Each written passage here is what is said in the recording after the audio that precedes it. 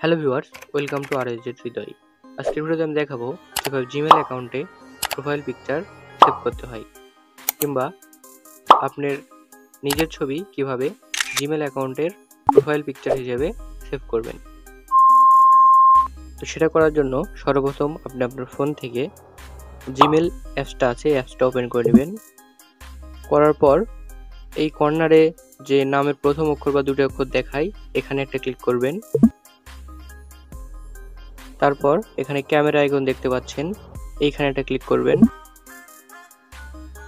করার পর add profile picture লেখা আছে, এখানে একটা ক্লিক করবেন। তারপর গুগল আপনাকে কিছু সাজেস্ট করছে, এগুলোর মধ্যে থেকেও প্রোফাইল পিকচার দিতে পারেন। আর যদি নিজের ছবি বা নিজের বানানো কোনো লোগো দিতে চান, তাহলে ডিভাইস ফটোসে ক্লিক করবেন। পরপর ব্রাউজে একটা ক্লিক করবেন, এখান থেকে ফাইল সিলেক্ট করবেন।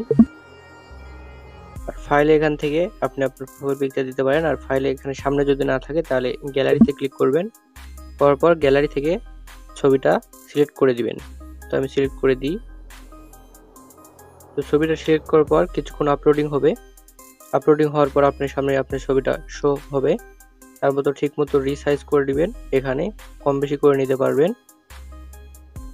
করা হয়ে গেলে এখানে নেক্সট আছে, নেক্সট একটা ক্লিক করবেন। তারপর সেভ অ্যাজ প্রোফাইল পিকচার একটা ক্লিক করবেন। তাহলে এটা আপনার জিমেল অ্যাকাউন্টের প্রোফাইল পিকচার হিসেবে সেভ হয়ে যাবে। এখন এখান থেকে ব্যাকে চলে আসবেন, তাহলে দেখতে পাচ্ছেন আপনার জিমেল অ্যাকাউন্টে আপনার এই প্রোফাইল পিকচারটি সেভ হয়ে গেছে। তো ভিডিওটি ভালো লাগলে ভিডিওতে অবশ্যই একটি লাইক করে দিন, আর চ্যানেলে নতুন হলে চ্যানেলটি অবশ্যই সাবস্ক্রাইব করে দিন। দেখা হচ্ছে পরবর্তী কোনো নতুন ভিডিওতে। ততক্ষণ ভালো থাকুন, সুস্থ থাকুন, আল্লাহ হাফেজ।